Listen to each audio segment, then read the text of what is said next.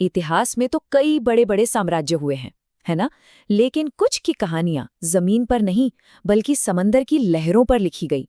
तो आज हम बात करने वाले हैं दक्षिण भारत के एक ऐसे ही महान राजवंश की, चोल वंश की। ये सिर्फ जमीन के राजा नहीं थे, ये तो समंदर के सम्राट थे।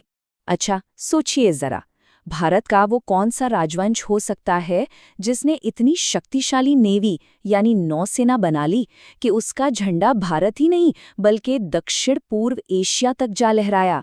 जी हाँ, इसी सवाल का जवाब हमें ले जाता है चोलों के शानदार इतिहास की गहराइयों में।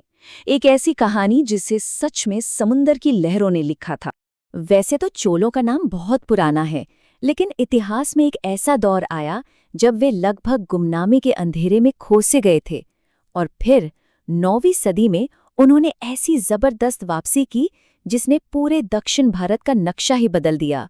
तो चलिए समझते हैं कि कैसे वो गुमनामी से निकलकर एक विशाल साम्राज्य की मजबूत नींव रखने में कामयाब हुए।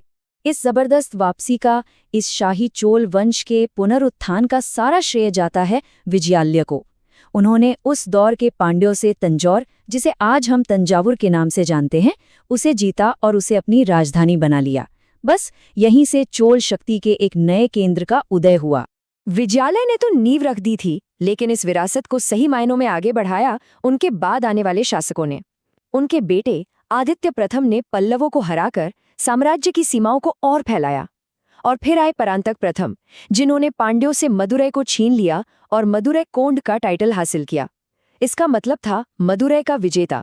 ये वो दौर था जब साम्राज्य धीरे धीरे अपनी जड़ें मजबूत कर रहा था। और अब चोल इतिहास में उस महान शासक की एंट्री होती है जिसने एक राज्य को एक शक्तिशाली साम्राज्य में बदल दिया। ये थे राजराज प्रथम। इनकी दूर की सोच और काबिलियत ने चोलों को न सिर्फ सैन्य ताकत बल्कि संस्कृति के शिखर पर भी पहुंचा दिया। राजराज प्रथम एक कमाल के रणनीतिकार थे। उन्होंने चेरों की नौसेना को हराया, पांड्या और चेर राज्यों पर कब्जा किया और अपनी नेवी के दम पर उत्तरी श्रीलंका से लेकर मालदीव के द्वीपों तक को जीत लिया। सोचिए, उस दौर में समुद्र पार इतनी बड़ी जीत। इन्हीं जीतों की वजह से उन्हें चोल मार्तंड और राजकेसरी जैसे शानदार टाइटल मिले। लेकिन राजराज प्रथम की पहचान सिर्फ एक विजेता की नहीं है, वो एक महान निर्माता भी थे। और इसका सबसे बड़ा सबूत है तंजावुर का भव्य बृहदेश्वर मंदिर। जरा सोचिए, उस जमाने में पूरा का पूरा मंदिर ग्रेनाइट के पत्थरों से बना दिया गया। ये सिर्फ एक पूजा की जगह नहीं थी, बल्कि उस दौर की इकोनॉमी और सामाजिक जीवन का सेंटर पॉइंट था। कहते हैं ना, एक महान पिता की विरासत को एक काबिल बेटा ही और ऊंचाइयों पर ले जा सकता है।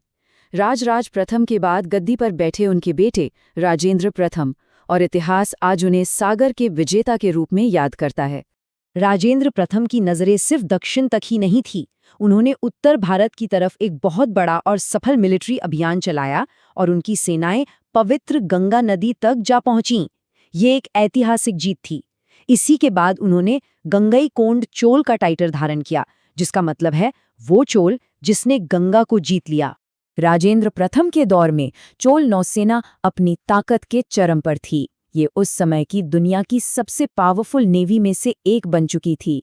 इसने न सिर्फ हिंद महासागर के व्यापार के रास्तों पर अपना दबदबा बनाया, बल्कि उन समुद्री अभियानों को भी हकीकत में बदल दिया जिनके बारे में पहले कोई सोच भी नहीं सकता था। और अपनी इसी दमदार नौसेना के दम पर राजेंद्र प्रथम ने बंगाल की खाड़ी को पार किया। उन्होंने दक्षिण पूर्व एशिया के शक्तिशाली श्रीविजय साम्राज्य पर एक ऐसा हमला किया जिसकी किसी ने उम्मीद नहीं की थी। ये जीत चोलों की समुद्री ताकत का सबसे बड़ा सबूत थी, जिसने आज के मलेशिया और इंडोनेशिया तक उनका असर कायम कर दिया। ये वो पल था जब भारत की ताकत का परचम विदेशों में लहरा रहा था। अब सवाल ये उठता है कि जीतना तो एक बात है, पर इतने बड़े साम्राज्य को चोलों ने आखिर चलाया कैसे? इसका जवाब छिपा है उनके अनोखे एडमिनिस्ट्रेशन सिस्टम में, जो अपने समय से कहीं आगे था। और यही उनकी कामयाबी का एक बहुत बड़ा राज भी था।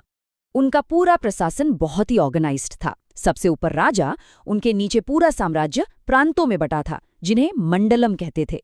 हर मंडलम जिलों में बटा था, जिन्हें नाडु कहा जाता था, और नाडु के अंदर गांवों के समूह होते थे, जिन्हें कुर्रम कहते थे। ये एक तरह का डिसेंट्रलाइज्ड सिस्टम था जिसने साम्राज्य को स्थिरता दी। पर चोल प्रशासन की सबसे क्रांतिकारी बात थी उनकी लोकल सेल्फ गवर्नमेंट, यानी स्थानीय स्वशासन की व्यवस्था। गांवों और शहरों की अपनी आज़ाद सभाएं होती थीं, आम गांवों के लिए होती थी उर, ब्राह्मणों के गांवों के लिए सभा और व्यापारियों के शहरों के लिए नगरम। ये सभाएं अपने लोकल मामले खुद संभालती थी और साम्राज्य को ज़मीनी स्तर पर मजबूती देती थी। और ये बातें सिर्फ हवा में नहीं हैं। उत्तर मेरू के शिलालेख हमें बताते हैं कि इन सभाओं की कमेटियों का सदस्य बनने के लिए बाकायदा कुछ योग्यताएं तय थीं। जैसे सदस्य की उम्र 35 से 70 साल के बीच होनी चाहिए, उसके पास एक तय मात्रा में ज़मीन हो और उसका अपना घर हो। मतलब सोचिए, उस जमाने में ये एक बहुत ही एडवांस्ड और लगभग आज के चुनाव जैसी व्यवस्था थी। चोलों की महानता सिर्फ उनकी जीत और प्रशासन तक ही नहीं रुकती।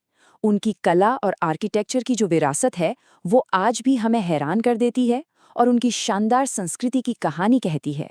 उन्होंने दक्षिण भारत में मंदिर बनाने की कला, जिसे हम द्रविड़ शैली कहते हैं, उसे परफेक्शन पे पहुंचा दिया।